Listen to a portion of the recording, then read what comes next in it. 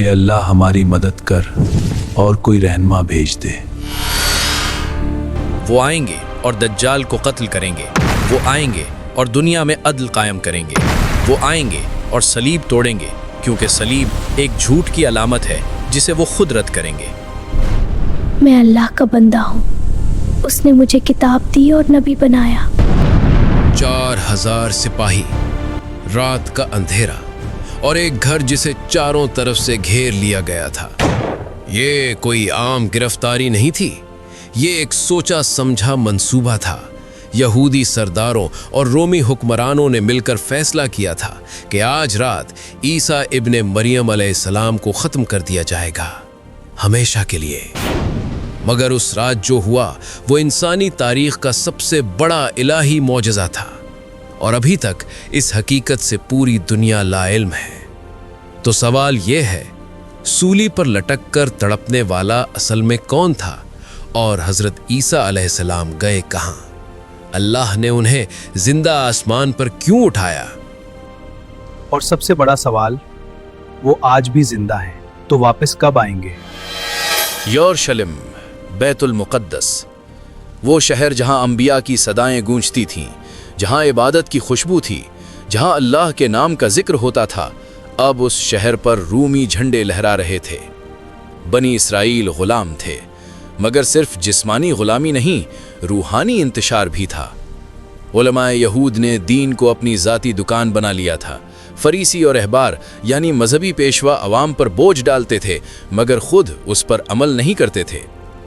ظلم دوہرا تھا، باہر رومی کوڑا، اندر مذہبی استحصال۔ لوگ دعا کرتے، اے اللہ ہماری مدد کر اور کوئی رہنما بھیج دے۔ ناصرت کا ایک چھوٹا سا قصبہ، مریم علیہ السلام ایک پاک باز عبادت گزار عورت جن کی ساری زندگی بیت المقدس کی خدمت میں گزری تھی۔ حضرت زکریا علیہ السلام ان کے کفیل تھے۔ ایک دن زکریا علیہ السلام محراب میں داخل ہوئے تو دیکھا مریم علیہ السلام کے پاس ایسا رزق ہے جو اس موسم میں اس شہر میں ملنا ناممکن تھا، کیونکہ اللہ پہلے ہی اپنا منصوبہ شروع کر چکا تھا۔ پھر وہ لمحہ آیا جو مریم علیہ السلام کی زندگی بدل گیا۔ جبرائیل فرشتے کے روپ میں ان کے سامنے آئے۔ قرآن کہتا ہے سورۃ مریم میں کہ جبرائیل نے کہا، میں تیرے رب کا بھیجا ہوا ہوں تجھے ایک پاک بیٹا دینے کے لیے۔ مریم علیہ السلام حیران ہو گئیں۔ انہوں نے کہا، میرے بیٹا کیسے ہوگا؟ مجھے کسی مرد نے چھوا نہیں اور نہ ہی میں کوئی بری عورت ہوں۔ جواب آیا، ایسا ہی ہوگا، تیرا رب کہتا ہے یہ میرے لیے آسان ہے اور ہم اسے لوگوں کے لیے نشانی بنائیں گے۔ کن اور عیسیٰ علیہ السلام کا وجود شروع ہو گیا، بغیر باپ کے، صرف اللہ کے حکم سے۔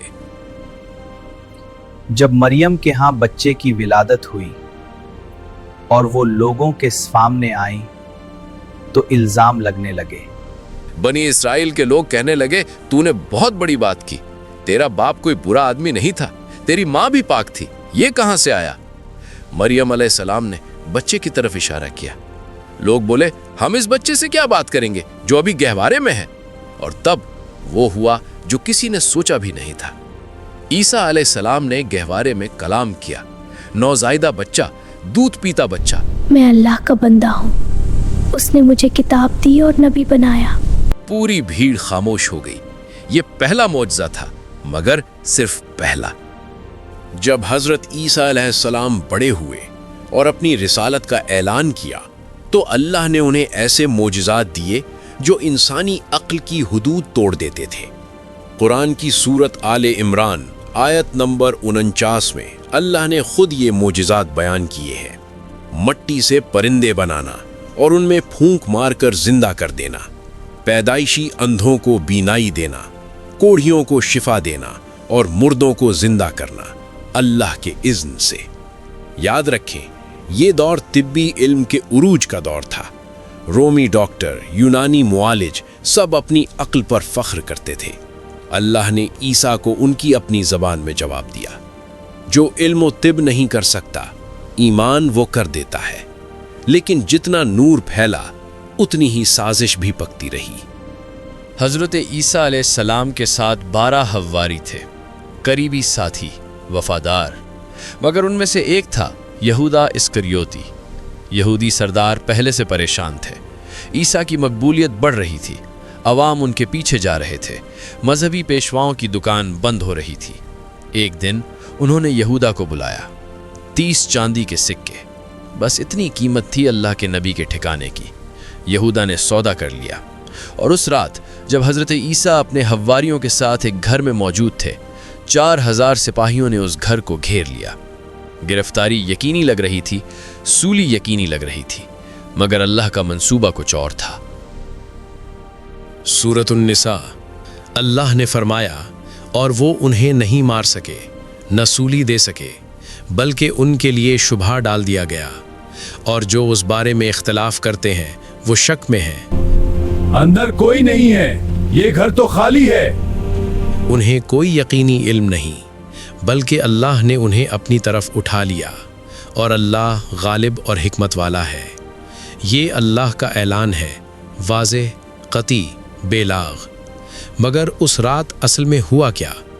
تفسیر ابن کثیر میں ہے کہ جب سپاہیوں نے گھر کو گھیرا، اس وقت اللہ نے حضرت عیسیٰ علیہ السلام کو آسمان پر اٹھا لیا، نیند کی حالت میں۔ چھت سے ایک راستہ کھلا اور وہ چلے گئے۔ اور جب سپاہی گھر میں داخل ہوئے تو انہیں ایک آدمی ملا جس کی شکل عیسیٰ جیسی تھی۔ انہوں نے اسے پکڑ لیا، اسے سولی دے دی، اسے مسیح سمجھ کر۔ یہود نے خوشی منائی، ہم نے مسیح کو قتل کر دیا، یہ ان کا دعویٰ بن گیا، اور عیسائیوں نے اسی غلط فہمی کو اپنا عقیدہ بنا لیا۔ مگر قرآن کہتا ہے انہوں نے انہیں نہیں مارا، نہیں مار سکتے تھے، کیونکہ اللہ کا کوئی نبی ذلت سے نہیں مرتا۔ کیا اللہ نے حضرت عیسیٰ کو صرف بچانے کے لیے آسمان میں اٹھایا، یا اس کے پیچھے کوئی حکمت تھی؟ پہلی حکمت، اللہ نے چاہا کہ حضرت عیسیٰ علیہ السلام کا مشن ادھورا نہ رہے۔ وہ دنیا میں واپس آئیں گے، اپنی رسالت مکمل کریں گے۔ ان کی کہانی ختم نہیں ہوئی، وہ جاری ہے۔ دوسری حکمت، یہ اللہ کی قدرت کا اظہار تھا، جس نے مٹی سے پرندہ بنایا، جس نے مردے کو زندہ کیا۔ اسے بچانا اللہ کے لیے کیا مشکل تھا، لیکن اللہ نے نہ صرف بچایا بلکہ آسمان پر اٹھا لیا، ایک ایسا اعزاز جو کسی نبی کو نہیں ملا۔ تیسری حکمت، یہ قیامت تک کے لیے ایک نشانی ہے کہ اللہ اپنے بندوں کو دشمنوں کے ہاتھ نہیں دیتا، کہ باطل چاہے کتنا بھی منصوبہ بنائے، اللہ کا منصوبہ ہمیشہ غالب رہتا ہے۔ سورۃ آل عمران آیت نمبر 55 میں اللہ نے خود فرمایا، اے عیسیٰ، میں تمہیں پوری طرح لے لوں گا، اور تمہیں اپنی طرف اٹھا لوں گا، اور تمہیں کافروں سے پاک کروں گا، اور تمہارے ماننے والوں کو قیامت تک کافروں پر غالب رکھوں گا۔ یہ اللہ کا وعدہ تھا، اور اللہ کے وعدے پورے ہوتے ہیں۔ یہ بات صرف عقیدے کی نہیں، یہ قرآن اور 100 سے زائد احادیث سے ثابت ہے۔ حضرت عیسیٰ علیہ السلام آج بھی زندہ ہیں، آسمان پر اللہ کی حفاظت میں، اور وہ واپس آئیں گے۔ نبی کریم صلی اللہ علیہ وسلم نے بتایا، صحیح بخاری میں ہے کہ حضرت عیسیٰ علیہ السلام دمشق کی مسجد کے مشرقی مینار پر نازل ہوں گے، سفید لباس میں، 2 فرشتوں کے پروں پر ہاتھ رکھے ہوئے۔ وہ آئیں گے اور دجال کو قتل کریں گے، وہ آئیں گے اور دنیا میں عدل قائم کریں گے، وہ آئیں گے اور صلیب توڑیں گے، کیونکہ صلیب ایک جھوٹ کی علامت ہے جسے وہ خود رد کریں گے۔ اللہ نے انہیں اس لیے نہیں اٹھایا کہ وہ غائب رہیں، اللہ نے انہیں اٹھایا کہ ان کی واپسی ایک بڑے مشن کے لیے ہو۔ یہ وہ سوال ہے جو 2000 سال سے بحث کا موضوع ہے، سولی پر کون تھا؟ قرآن صرف یہ بتاتا ہے کہ ان کے لیے شبہ ڈال دیا گیا، یعنی کوئی شخص عیسیٰ کی شکل میں پکڑا گیا۔ مفسرین کی آراء میں فرق ہے، بعض کہتے ہیں وہ یہودا اسکریوتی ہی تھا جس نے دھوکہ دیا، اسی کو اس کی جزا ملی۔ بعض کہتے ہیں وہ کوئی اور تھا جو رضاکارانہ طور پر آگے آیا، مگر اللہ نے قرآن میں یہ بات واضح طور پر نہیں بتائی، اور شاید یہ بھی ایک حکمت ہے کہ اس راز کو اللہ نے اپنے پاس رکھا۔ جو بات اللہ نے واضح بتائی وہ یہ ہے، عیسیٰ مرے نہیں، سولی نہیں چڑھے، بلکہ اللہ نے انہیں اٹھا لیا۔ حضرت عیسیٰ علیہ السلام کی کہانی یہاں ختم نہیں ہوتی، وہ آسمان پر ہیں، زندہ ہیں، اور ان کی واپسی کی نشانیاں جو احادیث میں بیان ہوئی ہیں ان میں سے بہت سی آج دنیا میں نظر آ رہی ہیں۔ دجال کا فتنہ، یاجوج ماجوج، مشرق سے دھواں، مغرب سے سورج کا طلوع، قیامت کی بڑی نشانیاں ایک ایک کر کے قریب آ رہی ہیں، اور جب حضرت عیسیٰ علیہ السلام واپس آئیں گے تو دنیا بدل جائے گی۔ مگر ان کی واپسی سے پہلے ایک اور شخصیت آئے گی جس کے بارے میں بیشتر لوگ غلط فہمی میں ہیں، امام مہدی۔ ان کا تعلق حضرت عیسیٰ علیہ السلام کی واپسی سے کیا ہے؟ کب آئیں گے؟ کہاں سے؟ اور وہ لمحہ کیسا ہوگا جب دو بڑی ہستیوں کی ملاقات ہوگی؟ اور اگر آپ چاہتے ہیں کہ وہ حقیقت جانیں جو بہت کم لوگ جانتے ہیں تو یہ چینل ابھی سبسکرائب کریں، اگلی ویڈیو کا انتظار کریں، کیونکہ جو آنے والا ہے وہ اس سے بھی زیادہ چونکا دینے والا ہے۔